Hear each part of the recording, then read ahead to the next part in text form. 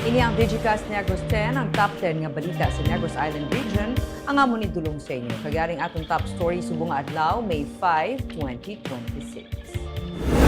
FIVOX nagapanawagan sa mga nagapuyo malapit sa bulkan Kanlaon nga hindi mangin kampante. Presyo sang bugas nagsaka. Auto nagkaya sa flyover sa Bacolod City. Congressman Javi Benitez nag-file sa hagna nga nagalakip sa paghatag sa SRA sa otoridad sa pag-regulate sa sugar substitute. Kag sa good vibes, isa ka grupo hindi malipatan ang bakasyon matapos nakakita sang King Cobra sa inodoro. Inatanan sa Digicast Negros X.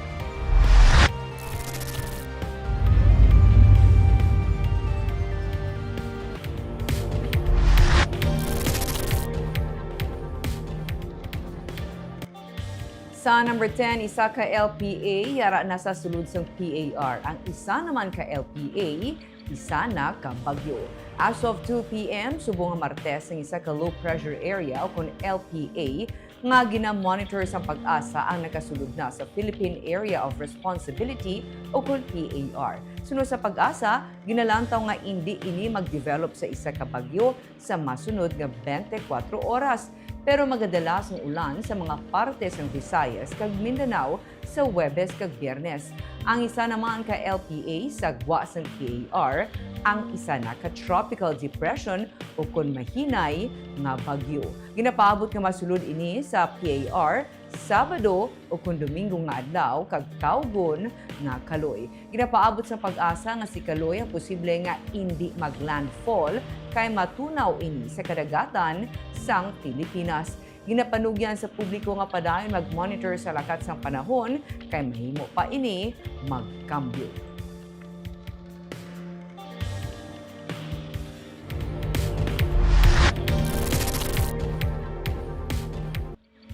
Sa number 9, mid-year bonus sa mga empleyado sa Bacolod LGU i-release sa May 15. Ginpahayag ni Bacolod City Mayor Greg Gasataya nga sa Mayo 15, magasugod na ang pag-release ang mga mid-year bonuses sa mga empleyado sang syudad. Isa ka bulan nga sweldo ang mabaton sa mga regular plantilla kag appointed employees sang syudad kag tax-free ini suno sa alkalde. Nagpasalig man siya nga mayara man sang ihatag nga bonus ang syudad para sa mga job order employees apang wala pa matumod kung pila ang kantidad. Dugang sang alkalde, ini ang pamaagi sa gobyerno agod mapabatsyag sa mga empleyado nga ginahatagan sila sang importansya. Ginmanduan na ni Gasataya mga department heads nga sugudan na ang pagproseso sa mga dokumento sa mga empleyado agud tigayo na nga mahatag ang ilang mga mid-year bonuses sa tunga-tunga sang sini nga bulan.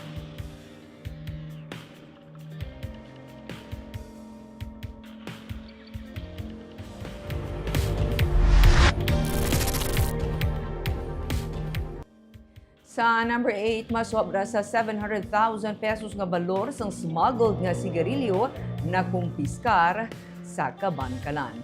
Nadakpan ang driver sang pula nga Isuzu Elf drop side nga nagadiskarga sa ginalegar smuggled cigarettes sa City Utod, Barangay Hilamunan sa Kabankalan City, Lunes sang kaagahon. Nagkabaton sa tawag ang Kabankalan PNP halin sa concerned citizen nga may nagadiskarga sa mga kinarton nga sigarilyo sa lugar. Pag-abot sa mga pulis, ilagindakop si alias Bazer, 57 anyos, taga Santa Catalina sa Zamboanga City. Ginabulubanta nagabalor 715,000 pesos ang na-recover nga 1,630 ka reams sang illegal nga sigarilyo. Wala ang mga inis nga gana-require nga graphic health warnings nga isa ka pagsupak sa Republic Act 10643 o kunang Graphic Health Warnings Law.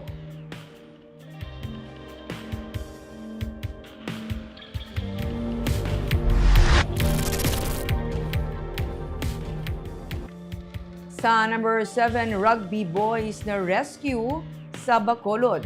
Tatlo ka mga ginakabig nga children at risk ang na-rescue sa Anti-Mendicancy Task Force sa Bacolod City Department of Social Services and Development sa Alunan Avenue sa Barangay 39. Nagaedad 11, 13 kag 17 ang mga ini.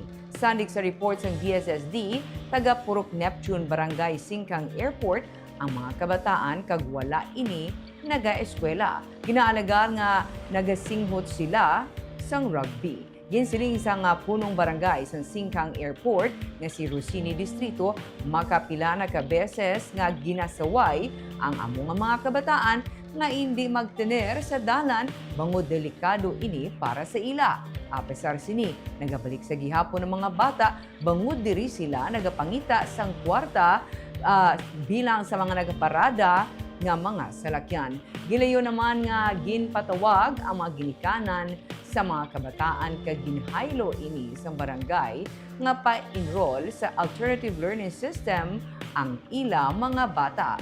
Pangabay man si distrito sa ila, paintrahon nila ang mga bata sa mga aktibidad sa barangay agud hindi na ini magbalik sa kilid sang dalan. Nagpatigayon man sang counseling ang DSSD para sa mga ginikanan.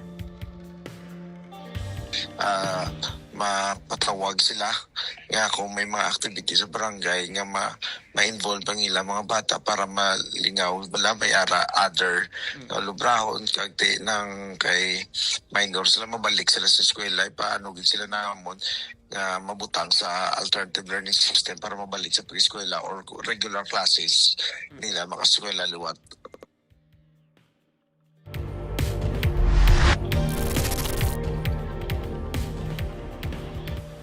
Sa number 6, auto nagkaya sa flyover sa Bacolod. Nagbalis karang isa ka Toyota Corolla nga auto sa approach sa flyover sa Dalan Araneta sakop sa Barangay Singkang Airport sa Bacolod City pasado las 9 kainas ang aga. Nagwa sa investigasyon sa Traffic Enforcement Unit nga padulong norte nga direksyon ng auto nga ginamaneho sa isa ka senior citizen nga lalaki. Sa nakabunggo ini sa concrete barrier kag nagbaliskad.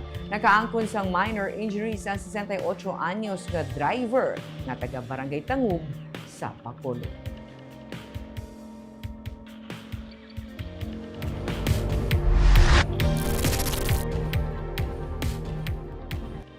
Sa number 5, mga kolorum nga tricycle ginsikop sa Binalbagan. Nagpatigayon sa operation ng enforcers sa Traffic Management Unit sa Carmen Street, Banwas ng Binalbagan batok sa mga kolorum o kung bogus nga tricycle kag motorsiklo sa Banwas ng Lunes. Pila sa mga gindakop among wala sa driver's license, wala sang motorized tricycle operator's permit, menor de edad ang nagadala kag ang may mga open muffler o kung magahod nga tambutso. Sunod sa TMU sa Binalbagan, sila ang nagpatigay sa operation na good mabuhinan ang mga kolorum nga nag-operate sa Banwa kag para malikawan ang mga insidente sang bungguanay kung sa diin kalabanan nga involved amo ang mga menor de edad.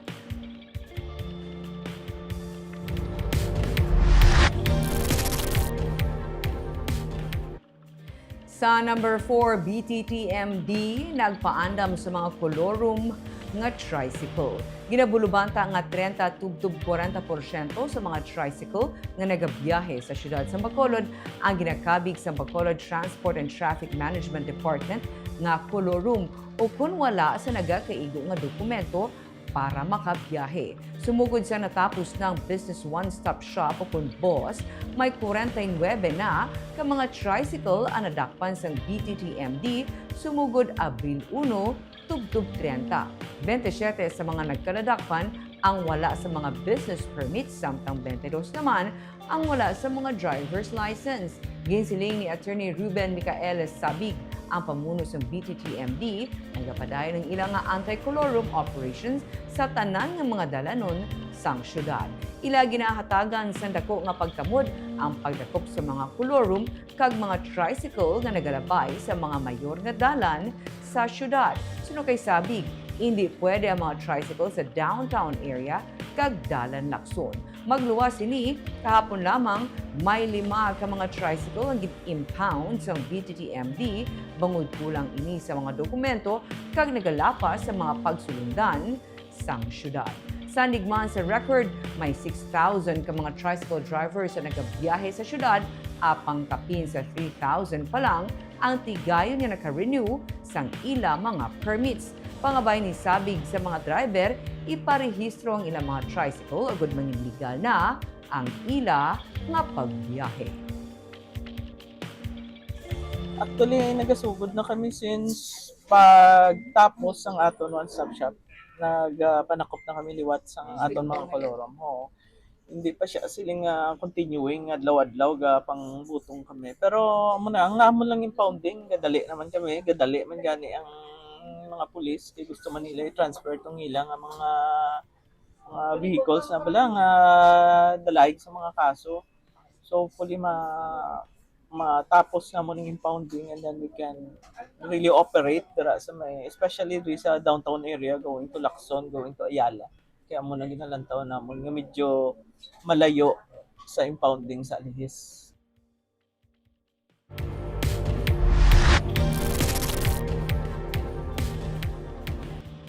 Sa number 3, presyo sa bugas nagsaka. Sa May 4 nga monitoring sa Department of Agriculture Negros Island Region, ang premium rice nga imported, ang average price yara sa 62 pesos and 75 centavos ang kilo. Ang premium naman nga local rice, average price yara sa 69 pesos ang kilo. Samtang ang well-milled naman nga imported rice ang yara sa 59 and 75 kada kilo, ang average price kag ang well-milled local rice 59.75 pesos. Suno kay Engineer Jose Albert Marogo, ang director sa DANIR, may pagsaka gid man sa presyo sa bugas sa karon dala sa supply and demand. Patag niya, jutay karon ang supply, ilabi na nga sa May 15 pa, magasugod ang ani. Hindi man sunod sa iya mabale-wala ang epekto sang saka sa presyo sang langis, rason man nga may pagsaka sa cost of production. Ito lang taon naton ang production naton di subong may pagnubo gid man kitang attributed, pero I don't have yet the final report right now kaya napag-gather ko pa na subong sa last ni nato sa harvesting nato subong. Ang harvesting naman naton subong is mag-start na naman siya sa start dropping ni naton by May 15. Dira na kaadong by mga mostly mga sinimana nag-start na naman po siya harvest. Gid kita sa increase natin gid especially sa fuel natin kung may domino effect man gid natin kung lang daw.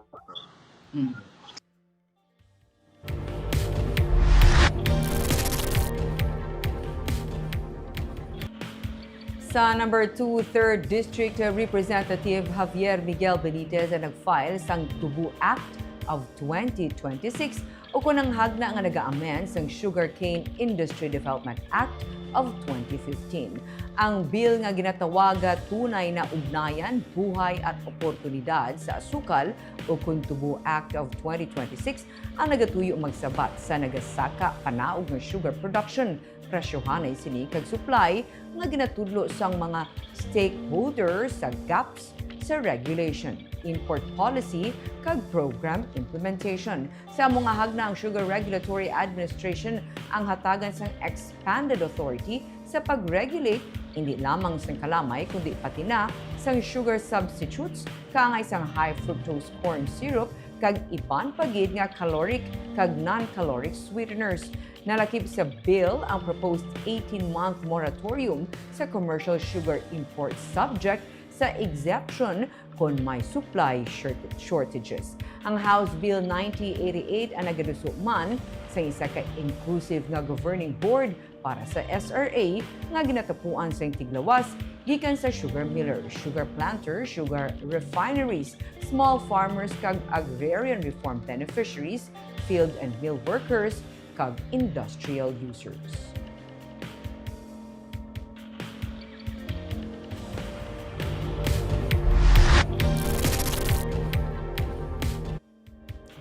Kag sa number 1, Fivolks ang wala nagauntat sa pagapahanumdum sa mga pumuluyo labi nang malapit sa bulkan Kanlaon nga hindi magpakampante kag likawan na pagsulod sa 4-kilometer permanent danger zone.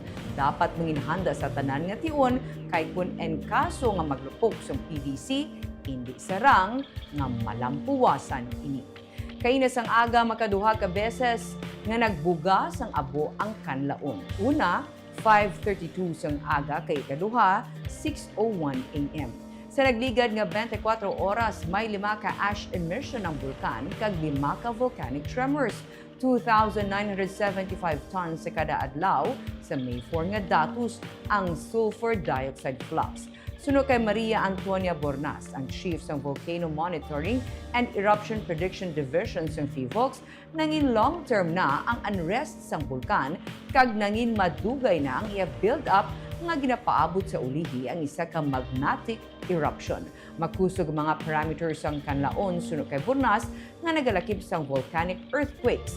Ang wala naganubo nga sulfur dioxide emission, ground deformation, kasubong man pila ka mga moderate explosive eruption na. Suno kay Bornas, ang mga nagapuyo sa PDC o pyroclastic density current hazard zone dapat manginhanda en kaso nga kinahanglan ipatuman ang evacuation. Patag niya, hindi mapunggan o kung wala sa makapugong sang paglupok sang bulkan. Isa sa problema sa Kanlaon suno kay Bornas, amo nga ang mga areas nga ginakabig high risk, dira man mismo na hamtang ang mga major roads. Avoid the 4-kilometer permanent danger zone. And again, yung ating pang mga residente living within the hazard zones, yung pyroclastic density current hazard zones, kailangan po ay may kahandaan na po tayo no, sa agarang paglikas. Whether it is physical and yung kalooban po natin, alam ko po na napakamahirap, but we really cannot, we should not fight the possibility. We just need to prepare for that. Kasi hindi naman po, it's not really up to us, no? So it's not really up to us if the volcano will erupt or not. And based on our scientific data, talaga pong matagal po nagpe-prepare po ang Kanlaon. So we really need to prepare. Kahit po laban sa kalooban natin,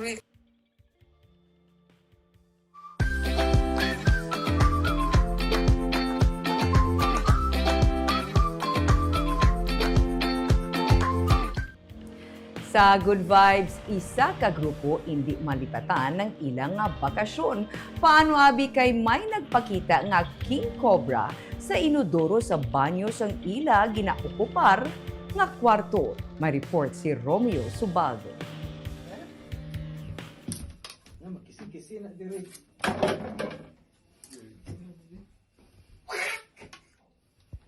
Na! So, panakon na, Drums! Ay, panakon yun! Uy, banakon. Maano kaayhan kung pagbukas mo sang taklob sang basin, may nagatamwa sa inodoro. Hindi inihigko sang tao kundi isa ka manog. Ay, panakon yun! Uy, banakon siya, Drums. Hala, may ragat. Istorya ni Dranreb Chudoso sa nagligad ka semana sa nag-overnight sila sa isa ka resort sa Banwa sang Don Salvador Benedicto. Napabayaan ko nila nga bukas ang portahan sa ilang cabin samtang yara sa gwa kag malapit lang ini sa mga kakahuyan. Sang nagbanyong isa nila kakaupod kag nag-successful man ang iyang pag-ariya, naligo na siya. Nakibot siya nga may nagaulhot gwa sa buho sang basin. Ang isa namang kaupod, nag-decide siya nga ma-CR siya kasi araw na rin siya and then maligo na lang at the same time. Pag CR niya, actually successful lang yung paggamit sa CR and then naligo siya. May nabantayan siya nga may nagbalik. Ami higo lang. So iya i-flash siya liwat. Pag flash niya liwat, dito na may nagwa nga ulo. Naghambal pa ang ilang upod nga hindi lang ani magamit sang basin kay may manog pero bangod jokers ang grupo ang naghambal, abi nila joke lang. Pero sang ulihi, ginusisa nila kung may manog man sa basin. Amo na to, nga ginkuwit ni Dranreb sang stick ang manog. Bilang isa ka snake lover, abi niya una, rat snake lang o kun water snake.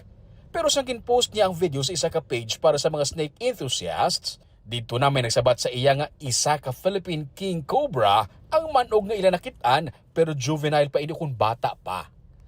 Nangayo na siya sang bulig sa staff sang resort para ma-rescue ang cobra kag naghatag sang instruction nga hindi gid ini pagpatsyon. Hindi sila patsyon, ha? Hindi siya banapon? Panganagap na ta. Banapon na. Nakagwa na ang cobra halin sa basin kag naglatay sa ibabaw sang tangke pakadto sa lababo. Nagtawag na sila sa bulig sang taga DENR.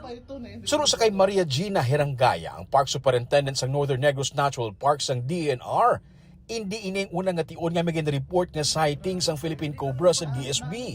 Posible kuno nga may nagasagod sang King Cobra kag napalagiwan kag nagdamo na ini. Pero sa paglantaw niya, bangod sang mainit nga panahon sa karon, nagwa ang cobra kag nagpangita sang mabugnaw nga lugar gani nakalapot ini sa inodoro. Oo, knowing, bala mo nalagas na sa snake, so kung kinawing nga mainit Oo. summer. Ang ginalagas na nila is mabugnaw. Mabugnaw nga lugar.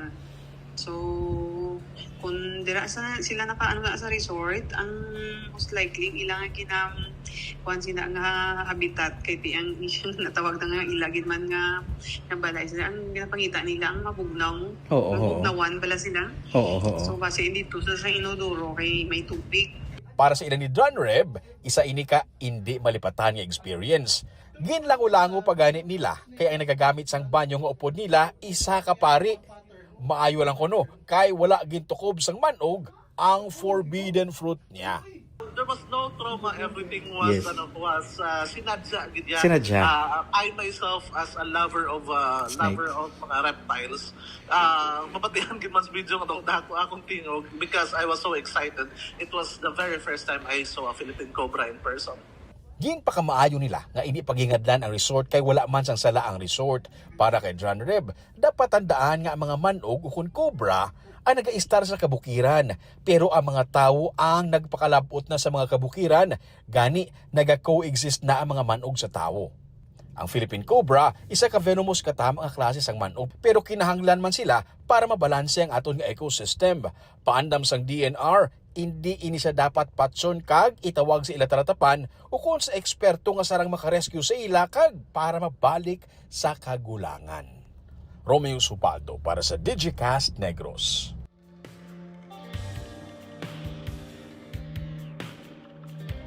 Kitang naga-shout out sa ating mga live viewers kay Jonathan Terry, hambal niya mo, maayong hapon po Negros. Marvi Cipriano Aquino, good afternoon Digicast Negros. Good afternoon Ma'am Barbara. Pa-shout out kay Mrs. ko nga si Eileen Rosalia Aquino watching live sa Silay City. Hello ma'am from Silay City. Nagalantaw siya. Miss Jessery Garucha Hevero. Good PM Ma'am Barbara kay sa tanan nga staff sa Digicast Negros. God bless everyone.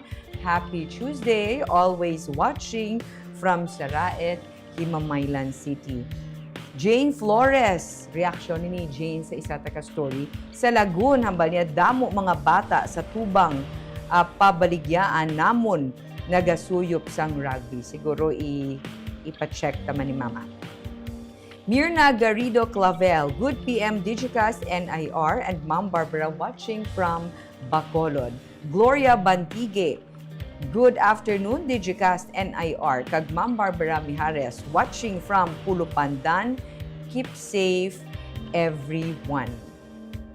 Kagamuyato ang top 10 stories of the day. Tub-tub was. Ako si Barbara Mijares. Mayang gabi.